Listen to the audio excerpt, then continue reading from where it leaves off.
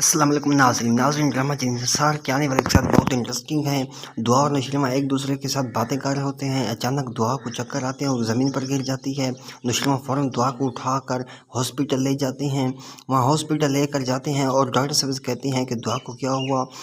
تو باہر نشریمہ بہت زیادہ پریشان کھڑا ہوتا ہے اور سوچ رہا ہوتا ہے کہ کہیں دعا کو میری بے وفائی پریشانی میں گرفتار ہو گئی ہے، لیکن اچانک ہی ڈاکٹر صاحبہ کہتی ہے کہ نشریمہ مبارک ہو، آپ باپ بننے والے ہیں اور دعا ماں بننے والی ہے۔ نشریمہ یہ خبر سن کر بہت خوش ہوتا ہے اور یہ بابا سائیں اور اما سائیں کو خوشخبری سناتا ہے، وہ بھی بہت زیادہ خوش ہوتے ہیں۔ بابا سائیں اور اما سائیں دعا کو پہلے ہی اپنی بہو تسلیم کر چکے ہیں۔ نشریمہ کو کہتی ہیں کہ دعا کو تم حویلی لے آؤ اور تم بھی حویلی آ جاؤ۔ ماں سے بھی یہ خبر سن کر بہت خوش ہوتی ہیں، لیکن کشمالہ کو جب پتہ چلتا ہے تو وہ سب کے سامنے خوش ہوتی ہے، لیکن اندر سے وہ جل رہی ہوتی ہے۔ ان کو میں نے جدا کرنے کی کوشش کی، لیکن اب ان کا رشتہ مضبوط ہو گیا ہے۔ وہ دعا کو نشریمہ کی زندگی سے نکالنا چاہتی ہے، لیکن جب دعا اس حویلی میں آئے گی وہ بالکل اسے قبول نہیں کرے گی۔